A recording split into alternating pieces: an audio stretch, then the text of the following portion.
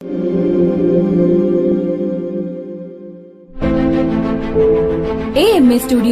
Originals presents. Nandini Siddharth concert hall నుంచి బయటికి వస్తూనే వంశీ సంజనకు మెసేజ్ చేశారు. కానీ కాన్సర్ట్ ఎంజాయ్ చేస్తున్న సంజన తన ఫోన్ పట్టించుకోలేదు. వంశీ మాత్రం మెసేజ్ రాగానే ఫోన్ తీసి చెక్ చేసుకున్నాడు. మెసేజ్ చూస్తూనే వంశీ మొహంలో రంగులు మారిపోయాయి. ఆ పాటికి సింగర్స్ పాటలు పాడడం పూర్తయింది. అప్పటిదాకా కాన్సర్ట్ ఎంజాయ్ చేసిన ఫ్యాన్స్ చప్పట్లతో హాల్ని మారుమోగించారు. సంజన, స్వాతి కూడా చాలా ఉత్సాహంగా చప్పట్లు కొట్టారు. చప్పట్లు కొడుతూనే సంజన వంశీ వైపు చూసింది. వంశీ అంటే ఇష్టం ఉండడం వల్ల సంజు అప్పుడప్పుడు అనుకోకుండానే అతని వైపు చూస్తూ ఉంటుంది. అలా చూసినప్పుడే వంశీ టెన్షన్గా మొబైల్ వైపు చూడ్డం గమనించింది. పైగా సిద్ధు, నందిని కూడా సీట్లలో లేరు. వంశీకి చెప్పి వెళ్ళి ఉంటారులే అనుకుంది. అందుకే స్వాతిని అక్కడే వదిలి కొంచెం వెనక్కి వచ్చి, ఏమైంది వంశీ, ఏమైనా ప్రాబ్లమా? సిద్ధు, అన్నయ్య, నందు ఎక్కడికెళ్లారు అని అడిగింది. అంతా ఓకే, నందినితో కలిసి ఇంటికెళ్ళిపోతున్నా అని సిద్ధు మెసేజ్ చేశాడు అని సంజనతో చెప్పాడు వంశీ. ఏంటి, ఇంత తొందరగా వెళ్ళిపోయారా? కనీసం నాకు చెప్పను కూడా చెప్పలేదు. ఇప్పుడు నేను ఒక్కదాన్నే ఇంటికెళ్ళాలా? ఎందుకిలా చేశారు? వాళ్ళిద్దరి టైం స్పెండ్ చేయాలనుకున్నప్పుడు మనందరితో కలిసి ఎందుకొచ్చారు అని సంజన అలిగేసి గబాగబా ఏదో మాట్లాడింది. సంజన మాటలు విన్న వంశీ ఏం చేయలేక తల విదిలించుకున్నాడు. మీ అమ్మాయిలు ప్రతి విషయాన్ని రొమాంటిక్గానే ఎందుకు చూస్తారు? ఏదైనా ప్రాబ్లం వచ్చి అలా సడన్గా వెళ్ళిపోయారేమో. నాకైతే వాళ్ళు ఎందుకలా వెళ్ళారని టెన్షన్గా ఉంది. చూడు, నీకు కూడా మెసేజ్ చేసి ఉంటారు అన్నాడు. ప్రాబ్లం ఏముంటుంది చెప్పు, వాళ్ళిద్దరూ కలిసే ఉంటే ఏ ప్రాబ్లం ఉండదు అంది సంజన రెక్లెస్గా భుజాలెగరేస్తూ. అలా అంటూనే పర్స్లో నుంచి ఫోన్ తీసి చెక్ చేసింది. సిద్ధు మెసేజ్ కనిపించింది. ఈలోపు స్వాతి కూడా వెనక్కి వచ్చింది. ఇద్దరూ తనకి కూడా విషయం చెప్పారు. స్వాతి సంతోషపడుతూ, ఫోన్లే, వెళ్ళిపోయి మంచి పని చేశారు. ఇద్దరూ చక్కగా టైం స్పెండ్ చేస్తారు. వచ్చే నెలలోనే కదా వాళ్ల పెళ్ళి అంది. స్వాతి మాటలు వినగానే సంజన కూడా ఎగ్జైటెడ్గా ఫీల్ అయింది. వంశీ వాళ్ళిద్దరిని చూసి నిస్సహనంగా తల ఊపి ఊరుకుండిపోయాడు. కాన్సర్ట్ అయిపోయింది. ఒక్కొక్కరు మెల్లగా వెళ్ళిపోతున్నారు. వంశీ వాళ్ళు కూడా వెళ్దామనుకున్నారు. కానీ స్వాతి, నేనప్పుడే రాలేను, రాహుల్ని కలవాలి. సింగర్ సుజిత్కి పరిచయం చేస్తానని రాహుల్ నాకు ప్రామిస్ చేశాడు అంది. సుజిత్ అంటే స్వాతికున్నంత ఇష్టమైతే సంజనాకి లేదు. కాన్సర్ట్ ఎంజాయ్ చేయడానికి, రాహుల్కి సపోర్ట్ చేయడానికి మాత్రమే తనక్కడికి వచ్చింది. అందుకే తను ఇంటికి వెళ్దాం అనుకుంది. వంశీ కూడా అక్కడ ఉండాలనుకోలేదు.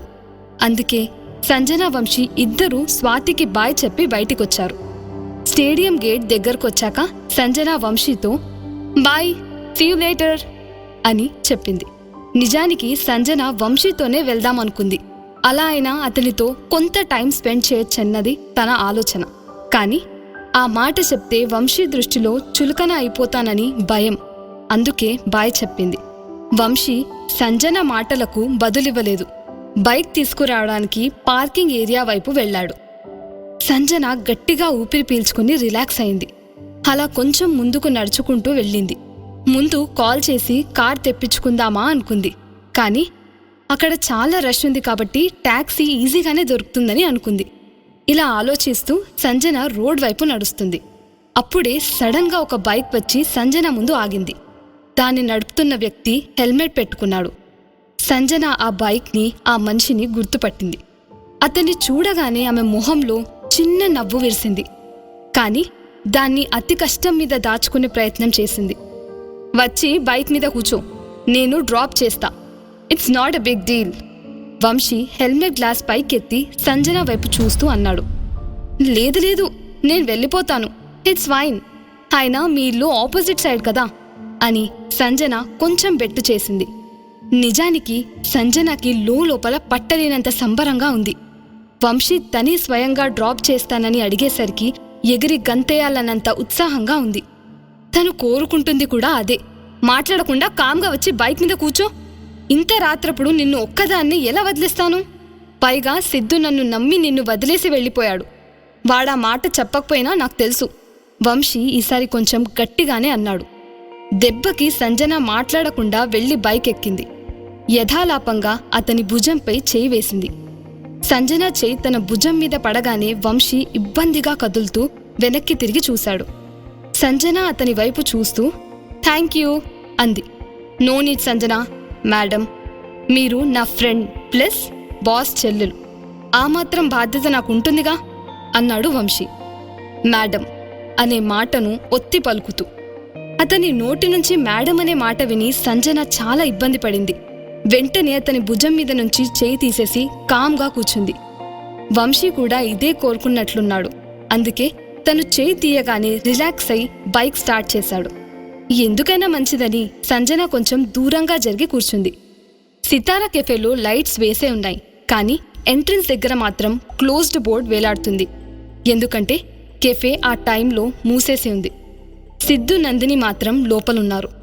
ఆ పోకిరి మొహం మీద పదే పదే గుద్దడం వల్ల సిద్ధు చేతికి పెద్ద గాయమైంది. ఎదురుగా ఒక చైర్లో కూర్చున్న నందిని అతని చేతికి కారుతున్న రక్తాన్ని కాటన్తో క్లీన్ చేస్తుంది. పిచ్చా సిద్ధు నీకు? ఇంతలా ఎలా కొట్టావాణ్ణి? కనీసం నీ గురించైనా ఆలోచించుకోవాల్సింది. చూడు ఎంత గాయమైందో, బాగా నొప్పేస్తుంది కదా అని ప్రేమగా మందలిస్తూ సిద్ధు కళ్లల్లోకి చూసింది. నిన్ను ఆ ఇద్దరి చేతుల్లో పెనుగులాడ్డం చూసినప్పుడు కలిగిన బాధ కంటే ఇదేం ఎక్కువ కాదులే అన్నాడు సిద్ధు చాలా సీరియస్గా. ఆ మాట వినగానే నందిని క్లీన్ చేసేదల్లా ఆగిపోయి సిద్ధు వంకే టెన్షన్గా చూసింది. అతని మాటలు అర్థం చేసుకోవడానికి ప్రయత్నించింది. సిద్ధు కూడా నందిని వంకే చూస్తున్నాడు. అతని తీవ్రమైన చూపులు తనని తాకగానే నందిని కంగారు పడిపోయింది. Don't think too much Siddhu, ఇప్పుడంతా అయిపోయింది. మనిద్దరం క్షేమంగా ఉన్నాం, కలిసే ఉన్నాం, అది చాలు అంది. నేను కూడా వాళ్ల గురించి ఎక్కువగా ఆలోచించకుండా ఉండడానికే ప్రయత్నిస్తున్నాను. ఎందుకంటే ఎంత ఎక్కువ ఆలోచిస్తే వాళ్ళిద్దరి మీద అంత కోపం వచ్చేస్తుంది నాకు. అసలు వాళ్లను చంపి పడాలన్నంత కసిగా ఉంది. నీ మీద చేయి వేస్తారా? ఎంత ధైర్యం వాళ్ళకి! నీకు తెలుసా నందు, నువ్వు బాధపడితే నేనస్సలు చూడలేను. అది ఇలా అంటే ఆ పైన మాట్లాడలేక సిద్ధు ఆపేశాడు. నందిని మొహాన్ని తన చేతుల్లోకి తీసుకుని ఆమె కళ్ళల్లోకి చూస్తూ ఉండిపోయాడు. సిద్ధు మాటలకు ఏమనాలో నందినికి అర్థం కాలేదు. అయినా సిద్ధు తన విషయంలో చాలా ప్రొటెక్టివ్గా, పొసెసివ్గా ఉన్నాడని మాత్రం అర్థమైంది. అతను ఒక బెస్ట్ ఫ్రెండ్ కంటే చాలా ఎక్కువగా రియాక్ట్ అవుతున్నాడని తెలుస్తుంది. ఎందుకో గాని తను అంతలా ప్రేమ చూపిస్తుంటే నందినికి కూడా లోపల చాలా సంతోషంగా ఉంది. నందిని తన చేత్తో సిద్ధు చేతిని తీసేస్తూ, వాడు నన్ను బాధ పెట్టిన దానికంటే చాలా ఎక్కువగానే తిరిగిచ్చేశావు. వాడిప్పుడు తను చేసిన తప్పుకు కుమిలిపోతూ ఉంటాడు అంది. సిద్ధుకి కూడా కోపం వల్ల, పొసెసివ్నెస్ వల్ల అవసరానికి మించి ఎమోషనల్ అవుతున్నాడేమో అనిపించింది. వెంటనే నందిని చేతిలో నుంచి తన చేతిని తీసుకొని చైర్లో వెనక్కి జరిగి కూర్చున్నాడు. నందినికి అతనెందుకలా చేశాడో అర్థం కాలేదు. తన చైర్లో నుంచి పైకి లేచి, చాలా టైం అయిపోయింది సిద్ధు, మనం ఇంటికెళ్ళాలి అంది. అప్పుడే నందిని చేతిపై గీరుకుపోయిన గుర్తులు చూసి సిద్ధు తనని మళ్లీ చైర్లో కూర్చోపెట్టాడు. డాక్టర్ నందిని గారు, నాకు ట్రీట్మెంట్ ఇచ్చారు కదా, మరి మీ గాయం సంగతేంటి అని అడుగుతూ సిద్ధు ఇంకా ఏదో చెప్పబోయాడు. నందిని తన గాయం వైపు చూస్తూ రెక్లెస్గా, ఇదేమంత గాయం కాదు సిద్ధు, జస్ట్ ఒక చిన్న స్క్రాచ్ మాత్రమే. కానీ నీకు చూడు, తల మీద గాయమైంది. ఒక పని చెయ్యి, రేపు డాక్టర్ దగ్గరికెళ్ళి బ్యాండేజ్ వేయించుకో. ఇప్పుడు చాలా లేట్ అయింది కదా అంది. అవసరం లేదు, డాక్టర్ నందిని నాకు బ్యాండేజ్ వేసింది కదా, అది చాలు. నా గాయం తొందరగానే నయమవుతుంది అన్నాడు సిద్ధు. ఒక్క నిమిషం ఆగు, నీ చేతికి ఆయింట్మెంట్ రాస్తాను, ఆ తర్వాత ఇంటికెళ్దాం అంటూ లేచి వెళ్లబోతున్న నందినిని కూర్చోబెట్టి గీరుకుపోయిన చోట వేలితో ఆయింట్మెంట్ రాశాడు. నందిని అతని వైపే చూస్తూ ఉండిపోయింది. సిద్ధార్థ తన గురించి ఎప్పుడూ ఇంతే శ్రద్ధ తీసుకుంటాడు, కానీ ఇప్పుడెందుకో తనని చూస్తుంటే ఇది స్నేహం మాత్రమే కాదు, అంతకంటే ఎక్కువే అనిపిస్తుంది. అది నచ్చుతుంది కూడా. అందుకే నందు సిద్ధుని కాదనలేకపోయింది. సిద్ధుకి నందు చూపుల తాకిడి తెలుస్తూనే ఉంది. తలెత్తి చూడకుండానే ఆమె తన వైపే చూస్తుందని ఇట్టే పసిగట్టేశాడు. కాని సిద్ధు కళ్ళెత్తి చూడగానే నందు మరోవైపు చూపు తిప్పేసుకుంది. అసలు సిద్ధు వైపే చూడనట్లు యాక్ట్ చేసింది. నిజానికి అతని వైపే ప్రేమతో నిండిన కళ్లతో చూస్తూ ఉంది. కానీ ఈ విషయం సిద్ధుకి తెలియడం తనకి ఏమాత్రం ఇష్టం లేదు. ఈ విషయం అర్థం కాగానే సిద్ధు నందిని వైపు చూసి చిన్నగా నవ్వాడు. దానికి నందిని ఉడుక్కుంది. అంతగా నవ్వుతున్నావు, ఏమైంది అని అడిగింది. ఏం లేదు, ఇంటికెళ్దాం పదా. నిన్ను మీ ఇంటి దగ్గర డ్రాప్ చేసి నేను మా ఇంటికెళ్తాను. అర్ధరాత్రి 1 గంట అయింది. ఉదయాన్నే మళ్ళీ కెఫేకి రావాలి. ఇక్కడే పడి నిద్రపోతే బావుండనిపిస్తుంది అన్నాడు సిద్ధు ఆవలిస్తూ.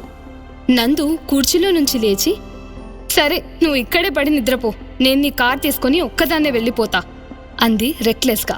అవును, నేను నిన్ను ఒక్కదాన్ని పోనిస్తా కదా. ఇందాక ఏం జరిగిందో చూశాక చచ్చినా నిన్ను పోనివ్వను అన్నాడు సీరియస్గా. దెబ్బకి నందిని ఆగిపోయింది. ఇద్దరూ కలిసి బయటకొచ్చారు. కాని సిద్ధుకి నిద్ర వస్తుందని నందిని తన ఇల్లొచ్చేదాకా కార్ డ్రైవ్ చేసింది.